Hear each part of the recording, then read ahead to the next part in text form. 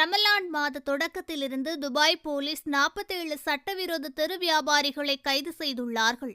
பொது சுகாதாரம் மற்றும் பாதுகாப்பு விதிகளை மீறியதற்காக சட்டவிரோத தெரு வியாபாரிகள் கைது செய்யப்பட்டதாக துபாய் காவல்துறை கூறியுள்ளது. பழங்கள் மற்றும் காய்கறிகளை சட்டவிரோதமாக விற்பனை செய்த பல வாகனங்கள் பறிமுதல் செய்யப்பட்டதாகவும் அதிகாரிகள் கூறியுள்ளார்கள்.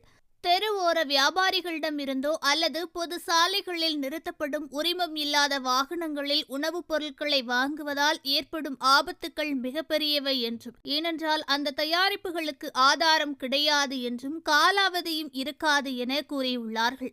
அவற்றின் பாதுகாப்பு மற்றும் இணக்கத்தை உறுதிப்படுத்த சரியான தர கட்டுப்பாட்டு சோதனைகளுக்கு உறுதிப்படுத்தப்படவில்லை என காவல்துறை அதிகாரிகள் கூறியுள்ளார்கள்.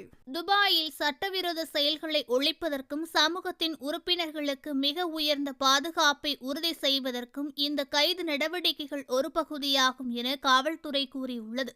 துபாய் காவல்துறையானது அறிவிக்கப்படாத சோதனைகளை தொடர்ந்து நடத்தி வரும் என்றும், இதுபோன்று தெருவோர வியாபாரிகளை கண்டால் மக்கள் துபாய் காவல்துறையின் ஸ்மார்ட் ஆப் மூலமாகவோ அல்லது 901 என்ற எண்ணை அழைப்பதன் மூலமாகவோ புகார் அளிக்கலாம் என பொதுமக்களுக்கு துபாய் காவல்துறை கூறியுள்ளது.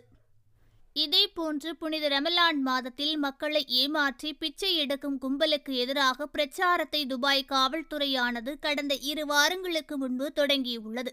இந்த நிலையில் இந்த பிரச்சாரத்தின் ஒரு பகுதியாக ரமலானின் முதல் 2 வாரங்களில் மட்டும் சுமார் 202 பிச்சைக்காரர்களை துபாய் காவல்துறை கைது செய்துள்ளது. மேலும் கைதானவர்களில் 112 பேர் ஆண்கள் என்றும் 90 பேர் பெண்கள் எனவும் தெரிய வந்துள்ளது. ஓகே ஃப்ரெண்ட்ஸ், இதுபோன்ற நியூஸ்களை உடனுக்குடன் தெரிந்து கொள்ள எங்கள் ரேஸ் தமிழ் சேனலை லைக் பண்ணுங்க, ஷேர் பண்ணுங்க, கமெண்ட் பண்ணுங்க, மறக்காம சப்ஸ்கிரைப் பண்ணுங்க.